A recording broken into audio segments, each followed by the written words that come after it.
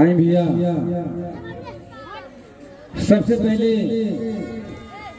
हम प्रभात रंजन रौरे गांव रौरे नगर के बेटा राउर भाई भतीजा आज दुर्गा माता रानी के पंडाल में अपना पूरा टीम के माध्यम से सुरांगन म्यूजिकल इवेंट के माध्यम से जागरण कार्यक्रम के प्रस्तुति देवे आई बनी। हम चाहें कि एजा उपस्थित सभी बड़ बुजुर्ग माता बहन चाचा चाची भैया भाभी जे भी बा नन्ना मुन्ना बालक जे लोग भी उपस्थित बा सब कोई कि हम यही जैसे पाँव छू के प्रणाम करता नहीं एगो ताली बजा के आशीर्वाद देना।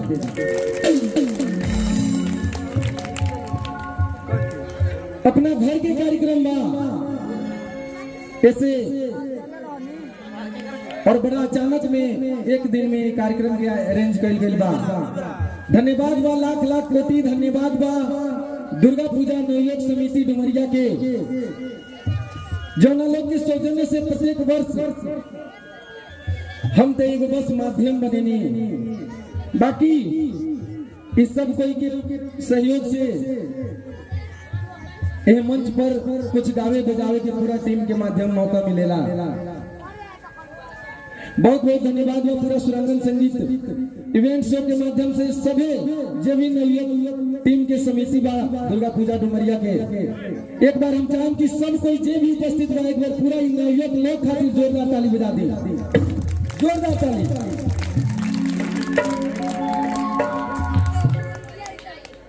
दसों दिन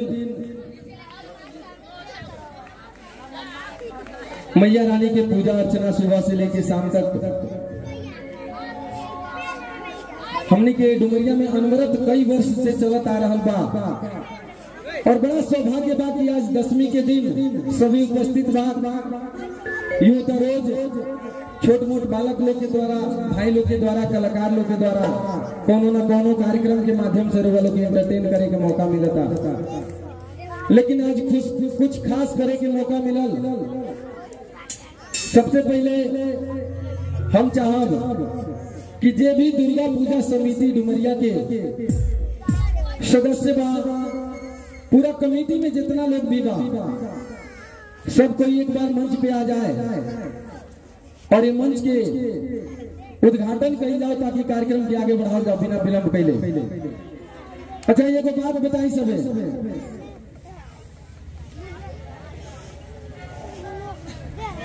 जो उपस्थित जितना लोग भी बा माता बहन भैया चाचा लोग जे भी उपस्थित बा का हमने के डुमरिया में इतने लोग बाका ई कार्यक्रम सुने देखे वाला का जी और लोग भी बा तो बड़ा कम संख्या नहीं के लगा। अगर आवाज जहां तक भी जात हो के हमार सभी एक बेर कंबल हटाई आ सब कोई माई की पंडाल में जल्दी से आई कैसे की कार्यक्रम की शुरुआत हो गई बा।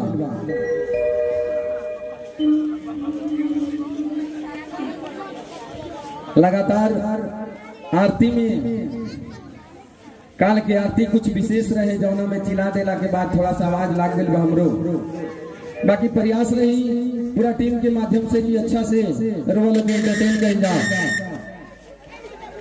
आई कमेटी के सदस्य क्या हेलो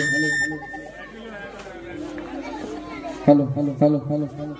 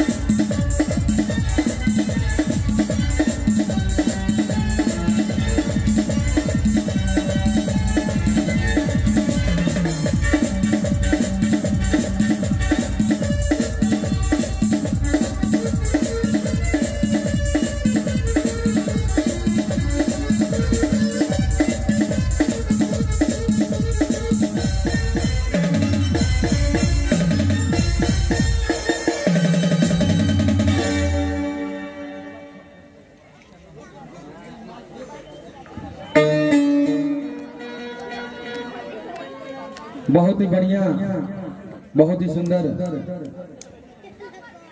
पंडाल इस बार मैया रानी का बना और बहुत ही सुंदर मूर्तियां बनी।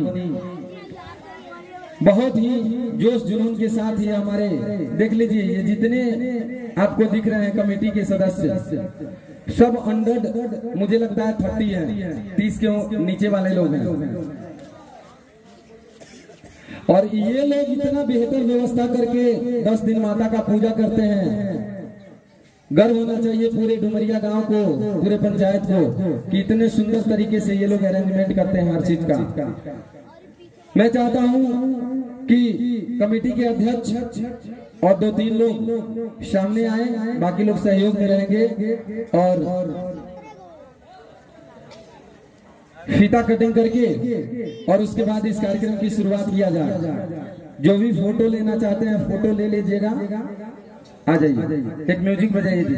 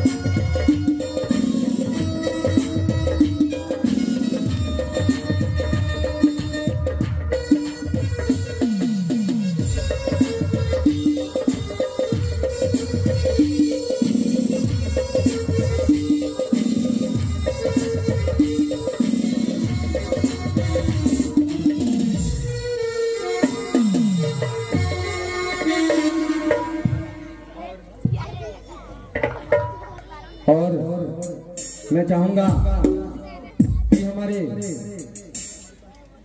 कमेटी के अध्यक्ष महोदय और पूजा प्रतिनिधि चंद्रमोहन बाबू 2 शब्द संबोधन करेंगे, उसके बाद कलाकारों का सम्मान होगा और कार्यक्रम को आगे शुरू किया जाएगा।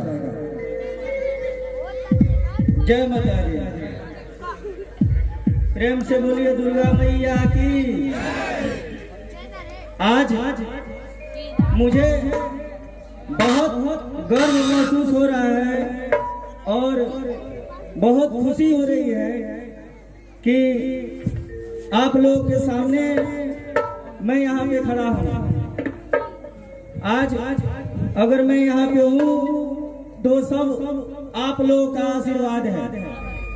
सबसे पहले डुमरिया ग्राम के सभी नौजुवक, माताएं, बहनें, चाचा चाची, जो भी गार्जियन सुन रहे हैं, जिन्होंने 1-1 रुपया देकर हम लोगों को मदद किया है, हमारे पूजा में जिन्होंने मदद किया है, चाहे वो 1 रुपया दिए हो या 1000 दिए हो या जितना जिनका शक्ति हो उतना दिए हो, मैं अपने कमेटी की तरफ से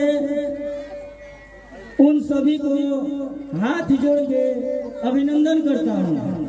आप लोग मुझे आशीर्वाद प्रदान करिए ताकि मैं आगे भी, मैं और हमारे कमेटी के सदस्य सभी लोग ऐसे ही माँ भगवती का विस्तार रूप से पूजा और अर्चना करते रहेंगे।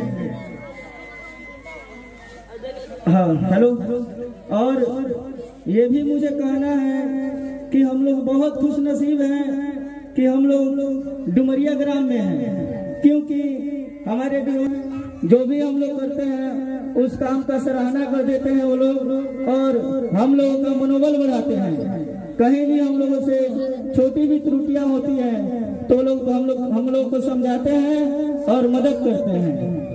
साथ में ही मैं ये भी बोलना चाहता हूँ कि हमारे कमेटी से या हमसे अगर कोई भी त्रुटि हुई होगी अभी तक तो आप लोग हम लोगों को माफ करेंगे। अनजाने में अगर कोई गलती हुई होगी तो जय माता दी। जय माता दी। और बहुत बढ़िया, एक बार पूरी टीम के लिए जोरदार ताली बजा दीजिए आप सब, जोरदार ताली। जितने लोग जहाँ तक सुन रहे हैं, देख रहे हैं, जोरदार ताली माताएं बहनें, क्योंकि आपके हौसला से ही आज ये 10 दिनों का पूजा संपन्न हुआ। कल